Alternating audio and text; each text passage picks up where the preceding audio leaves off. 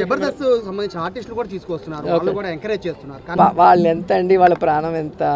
So వాళ్ళు మాట్లాడుతున్నారు అంటే ఎవరు మాట్లాడిస్తున్నారో మనం ఆలోచించాలి, కానీ వాళ్ళని మనం అనటం వేస్ట్. వాళ్ళు ఎంత చెప్పండి మనుషులు పాపం. వాళ్ళు ఏదో చిన్న చిన్న షోస్ చేసుకొని చిన్న చిన్న క్యారెక్టర్స్ చేసుకుంటే వాళ్ళు. మీకు తెలియదేముంది, మెగా ఫ్యామిలీలో 6-7 మంది హీరోలు ఉన్నారు కాబట్టి వాళ్ళకి వ్యతిరేకంగా మాట్లాడితే ఇక వాళ్ళకి సినిమా ఇండస్ట్రీలో ఏమీ లేకుండా చేస్తారన్న భయంతో ఆ కుటుంబంతో ఉన్నారు, కానీ ప్రేమతో ఎవరు లేరు. నిజంగా ప్రేమ ఉంటే వాళ్ళు ప్రకాష్ రాజ్కి సపోర్ట్ చేసినప్పుడు మా అసోసియేషన్ ప్రెసిడెంట్గా ఎందుకు గెలవలేదు? ఒక్కసారి ఆలోచించండి. ప్రేమ వేరే, భయం వేరే. సో అలాంటి వాటి కోసం ఆ చిన్న చిన్న వాళ్ళని తిట్టాలని నేను అనుకోను. కానీ ఎవరైతే మాట్లాడారో వాళ్ళు కూడా ఆలోచించుకోవాలి. మాట్లాడిన వాళ్ళు కూడా, మంత్రులకి శాఖలే తెలియదు అంటారు, శాఖలు తెలియకుండానే మంత్రులు అయిపోతారని. ఇప్పుడు నేను మమ్మల్ని గౌరవిస్తే మేము రోజా గారు అంటాం, మమ్మల్ని గౌరవించినప్పుడు నేను రోజా అంటాను. ఓకే, ఇప్పుడు రోజా ఏం మాట్లాడింది? ఆదియో నేనో లేకపోతే ఇంకొకరు పోయి చేస్తున్నావు అనింది. వాళ్ళేదో చిన్న చిన్న ప్రాణాలంట, చిన్న చిన్న ఆర్టిస్టులు అంట. ఈమెమన్నా నేషనల్ వైడ్ ఆర్టిస్టా? ఈవిడేమన్నా 15 నేషనల్ అవార్డులు కొట్టిందా, లేకపోతే 10 ఆస్కార్ అవార్డులు కొట్టిందా యువరాణి? వాళ్ళేదో చేసుకుంటున్నారు, వాళ్ళు స్వచ్ఛందంగా చేసుకుంటున్నారు.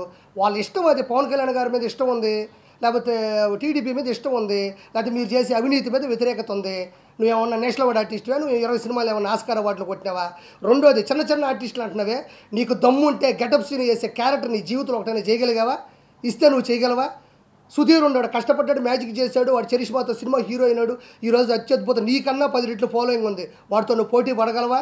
ఇప్పుడు ఆది ఉన్నాడు, వాడు వచ్చిన తర్వాత జబర్దస్త్ చరిత్రనే మార్చినాడు. నువ్వన్నా కూకొని 3 పంచులకి జడ్జిమెంట్ ఇవ్వాలా? వాడు ఆది పాపం గంట సేపు ఏకదాటిగా నవ్వించాడు, ఒక ట్రెండ్ సెట్లో ఉన్నాడు, వాడితో నువ్వు పోటీ పడగలవా? నీ బతుకులో ఏ రోజన్నా వీళ్ళ ముగ్గురు లాంటి చరిష్మాని చూసావా? ఎందుకు నిన్నెవరు ఏ మాట అన్నప్పుడు నీకు ఎందుకు ఉలికి ఎక్కువ? నీ పని నువ్వు చూసుకో. ఈసారికి ఎమ్మెల్యే సీట్లో ఫస్ట్ ఓడిపోయే సీటే మా యువరాణి, మా రోజమ్మ. డిపాజిట్లు రావు నీకు నగిరిలో, గుర్తుపెట్టుకో. డిపాజిట్లు రావు నీకు నగిరిలో. ఉలికి పడమాకు, గౌరవించావు. మేము ఎప్పుడు నీ గురించి బ్యాడ్గా మాట్లాడుకోవాలి. నీకెందుకు ఓడిపోయి అక్కడ చేసుకోండి? చిన్న చిన్న ప్రాణాల 7 మంది హీరోలు ఉన్నారా? 7 మంది హీరోలు జనసేనలో ఉంటే వాళ్ళ కుటుంబంలో 70 మంది రౌడీలు నీ అన్న దగ్గర ఉన్నారు. తెలియదా నీకు? 70 మంది రౌడీలు ఉన్నారు. నీకు దమ్ముంటే ఒకసారి ఎదిరించి మాట్లాడి చూడు, నేను లేపేస్తాడు చూద్దాం.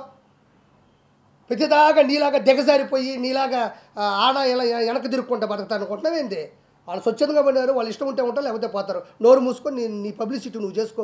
నువ్వు చేసినా ఓడిపోతావు, చేయకపోయినా ఓడిపోతావు. నటుకుమారని చెప్పినట్టు జనసేన కన్నా వచ్చి అక్కడ మద్దతు బలుకు, బాగుంటుంది నువ్వు నీ బతుకు.